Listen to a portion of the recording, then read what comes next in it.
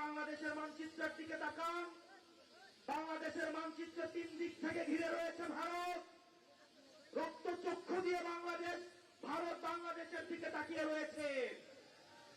এক পাশে রয়েছে যুদ্ধাবস্থায় বিদ্যমান মায়ানমার, আরেক পাশে রয়েছে জলরাশি বঙ্গোপসাগর। দুর্ভাগ্যজনক বিষয়, বাংলাদেশের এখনো পর্যন্ত যথাযথ কোনো প্রতিরক্ষা ব্যবস্থা নাই। যেখানে ভারত S-400 আয়রন ডোম রয়েছে, আমাদের কোনো এয়ার ডোম নাই, আমাদের কোনো আয়রন ডোম নাই, আমাদের সাবমেরিন নাই, আমাদের I-2I air two air missile নাই।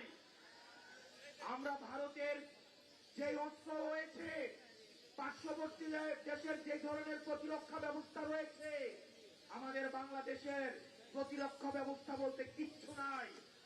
আমরা কথায় কথায় ভারতের সাথে আমরা যুদ্ধ ঘোষণা করি, মুখ দিয়ে যুদ্ধ হয় না।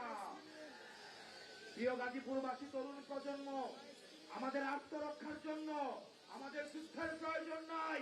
আমরা শান্তি চাই, কিন্তু আমাদের আত্মরক্ষার জন্য আমাদের আধুনিক অস্ত্র প্রয়োজন রয়েছে। আমাদের জেট বিমানের প্রয়োজন রয়েছে, আমাদের আধুনিক সাবমেরিনের দরকার রয়েছে, আমাদের অতি দ্রুত আয়রন ডোমের দরকার রয়েছে। সেজন্য আমাদের আধুনিক এই প্রতিরক্ষা ব্যবস্থা ঢেলে সাজাতে হবে।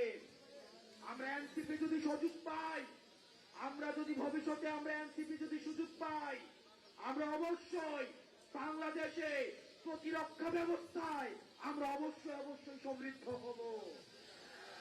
প্রত্যেকটা ঘরে ঘরে আমাদের এই যুদ্ধ সম্পর্কে, আমাদের এই প্রতিরক্ষা ব্যবস্থা সম্পর্কে সন্তানদেরকে সচেতন করতে হবে।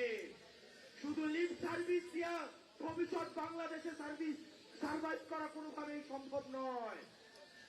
আপনারা জানেন, হাসিনার যে প্রতিরক্ষা ব্যবস্থা, হাসিনা আর্মিকে একটা রাজমিস্ত্রিতে পরিণত করেছে, কনস্ট্রাকশন কোম্পানিতে পরিণত করেছে। আমাদের আর্মিকে যুগোপযোগী এবং আধুনিক করতে হবে।